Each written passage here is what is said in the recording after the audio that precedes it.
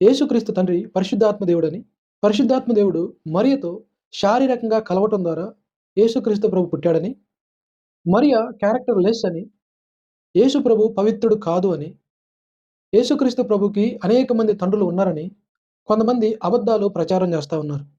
ఈ విషయాన్ని అర్థం చేసుకోవటానికి మనం బైబిల్‌లో నుంచి లూకా సువార్త 1వ అధ్యాయం 35వ వచనాన్ని మనం ధ్యానిద్దాం. లూకా సువార్త 1వ అధ్యాయం 35వ వచనం. దూత పరిశుద్ధాత్మ నీ మీదికి వచ్చును. సర్వోన్నతుని శక్తి నిన్ను కమ్ముకొనును. గనుక పుట్టబోవు శిశువు పరిశుద్ధుడై దేవుని కుమారుడనబడును. ఒకసారి ఈ వచనం యొక్క కాంటెక్స్ట్‌ని, సందర్భాన్ని అర్థం చేసుకోవడానికి ప్రయత్నం చేద్దాం. మరియకు యేసేపుతో ప్రదానం చేయబడింది. బెట్రోతల్ అంటే ఎంగేజ్‌మెంట్ జరిగింది. 1 ఇయర్ వరకు వారు దూరంగా ఉంటారు. ఒకరి కోసం ఒకరు ప్రిపేర్ అవుతూ ఉంటారు. ఈ టైంలో వ్యభిచారం జరిగితే వారిని రాళ్ళు రువ్వి చంపాలి. ఇప్పుడు మనం ధ్యానిస్తున్న వచనం 35వ వచనంలో దూత ఏం చెప్తుందంటే, పరిశుద్ధాత్మ నీ మీదికి వచ్చును. ఒకసారి మనం ఈ మాటని ధ్యానించడానికి ప్రయత్నం చేద్దాం. పరిశుద్ధాత్మ నీ మీదికి వచ్చును. ఇంగ్లీష్‌లో కమ్ అపాన్ యూ అనే మాట వ్రాయబడింది. నీ మీదికి వచ్చును అంటే అర్థం ఏంటి? మరియను పరిశుద్ధాత్మ దేవుడు శారీరకంగా కలిసాడనా? గ్రీక్‌లో ఈ విధంగా ఉంది. ఇది పాత నిబంధనలో పరిశుద్ధాత్మ దేవుడు వర్క్ చేసిన విధానానికి సమానమైనటువంటి పదం. పాత నిబంధనలో పరిశుద్ధాత్మ దేవుడు డివైన్ టాస్క్ కోసం న్యాయాధిపతుల మీద, రాజుల మీద, ప్రవక్తల మీదకి వచ్చి వారిని ఎంపవర్ చేసి డివైన్ టాస్క్‌ని ఆయన వారి ద్వారా చేసినట్లుగా మనం చూడొచ్చు. సేమ్ అలాగే పరిశుద్ధాత్మ దేవుడు మరియ మీదకి రావటం అంటే ఆమెలో యేసుక్రీస్తు పాపం అంటకుండా, పాపరహితుడిగా, పాపం ఆయనకు అంటకుండా ఆమెలో ఏర్పడే విధంగా పరిశుద్ధాత్మ దేవుడు ఆమె గర్భాన్ని ఎంపవర్ చేస్తా ఉన్నాడు. ఇది పవిత్రమైన యేసుక్రీస్తు ప్రభువు పురుష ప్రమేయం లేకుండా, పాపం అంటకుండా పవిత్రంగా రావటానికి మరియ గర్భంలో జరుగుతున్న పవిత్రమైన కార్యం. ఉదాహరణకు ఒక ప్రాంతంలో కరువు కాటకాల వల్ల నేలంతా ఎండిపోయి, తన సారాన్ని కోల్పోయి, మొక్క మొలవటానికి కూడా అనువుగా లేదు. ఆ సమయంలో ఇరిగేషన్ సిస్టమ్ ద్వారా ఆ నేల మీద సమృద్ధిగా నీరు పోయటం వల్ల ఆ నేల మెత్తబడి సారవంతంగా మారి మొక్కలు పెరగటానికి యోగ్యంగా మారుతుంది. అంటే మరియ గర్భం పురుష ప్రమేయం లేకుండా గర్భం ధరించటానికి యోగ్యమైనది కాదు.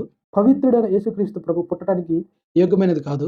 అయితే ఇరిగేషన్ సిస్టమ్ వంటి పవిత్రాత్మ దేవుడు వాటర్ అనే ఆయన శక్తి చేత ఎంపవర్ చేయబడింది.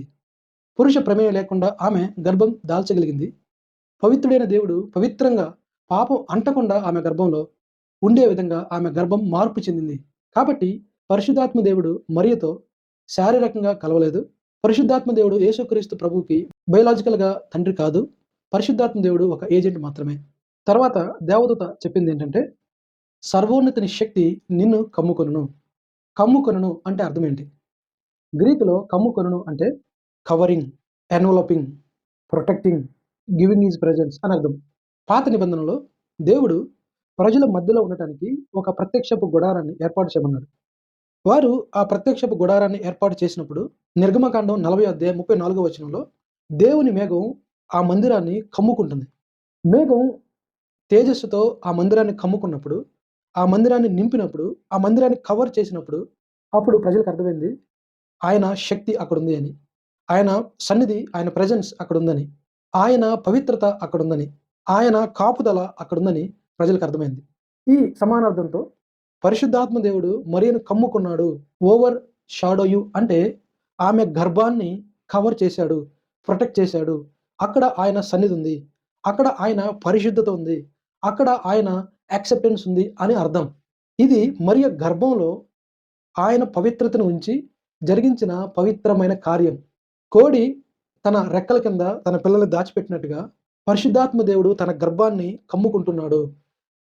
మరియ గర్భాన్ని కవర్ చేస్తున్నాడు, ప్రొటెక్ట్ చేస్తున్నాడు. ఆయన సన్నిధిని అక్కడ ఉంచుతున్నాడని అర్థం. సో, యేసుక్రీస్తు జన్మ విషయంలో ఉపయోగించబడిన ఈ 2 మాటలు మీదికి రావటం అంటే ఎంపవర్ చేయటం అని అర్థం. ఫాదర్ లేకుండా గర్భధారణ జరిగే విధంగా ఆ గర్భాన్ని మార్పు చెందించటం. పరిశుద్ధుడైన యేసుక్రీస్తు ప్రభు పరిశుద్ధుడిగా పాపం అంటకుండా మరియ గర్భాన్ని ఎంపవర్ చేయటం. అదేవిధంగా ఓవర్ షాడో కమ్ముకోవటం అంటే అది పరిశుద్ధాత్మ దేవుని అంగీకారాన్ని, ఆయన ప్రెజెన్స్‌ని, ఆయన ప్రొటెక్షన్‌ని, ఆయన పవిత్రత అక్కడ ఉంది అని తెలియజేస్తా ఉంది. అయితే మనం గుర్తుపెట్టుకోవాల్సిన విషయం ఏంటంటే, పరిశుద్ధాత్మ దేవుడు పనిచేసింది మరియ గర్భం మీదనే గాని, ఆమె జననేంద్రియాల మీద కాదు. కాబట్టే కన్యక గర్భవతి అవుతుంది అనేటువంటి లేఖనం నెరవేరింది. రెండవది పరిశుద్ధాత్మ దేవుని యొక్క ఇనిషియేషన్ వల్ల మరియ గర్భం ద్వారా రావటం ద్వారా 100% మ్యాన్‌గా ఆయన ఈ లోకానికి రావటం జరిగింది. ఆయన 100% గాడ్, 100% మ్యాన్. డివైన్ నేచర్ ఆయనలో ఉంది. హ్యూమన్ నేచర్ కూడా ఆయనలో ఉంది. అందుకే ఈ ప్రపంచంలో యేసుక్రీస్తుది యూనిక్ బర్త్.